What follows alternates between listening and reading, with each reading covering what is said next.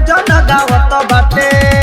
अवतारी मैया होके शेर बसवा सज धज गइल बाटे माई दरबार। मैया के महिमा सबसे अपार बोली जय जय। मैया के पूजला तरतन तर बोली जय जय। मैया के महिमा सबसे अपार बोली जय जय।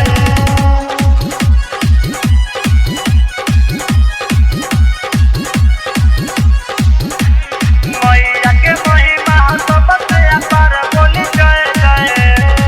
देवलोक से आवत बारी हमर देवी मैया हो। साथ साथ आवत बारे हमर घर भैया हो। देवलोक से आवत बारी हमर देवी मैया हो।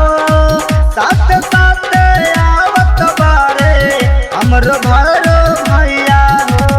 हथवा में ले बाड़ी मैया कटार भगतन से कहरे खूबे हो प्यार। मैया के महिमा सबसे अपार बोली जय जय। मैया के पूजला तरतन तर बोली जय जय। मैया के महिमा सबसे अपार बोली जय जय।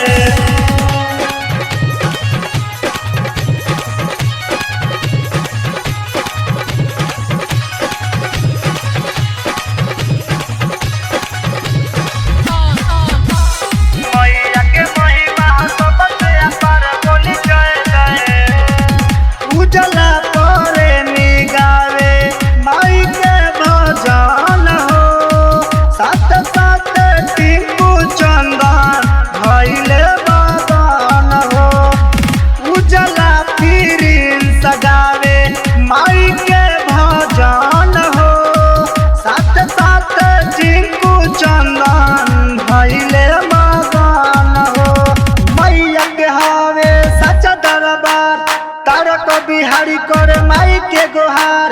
मैया के महिमा सबसे अपार बोली जय जय।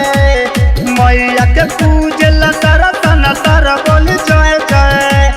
मैया के महिमा सबसे अपार बोली जय जय। जहिया से चढ़ल नवरात बाटे मैया के भजन गावत बाटे। जहिया से चढ़ल नवरात बाटे मैया के भजन गावत बाटे। अवतारी मैया होके शेर बसवा सज धज गइल बाटे माई दरबार। मैया के महिमा सबसे अपार बोली जय जय। मैया के पूजला तर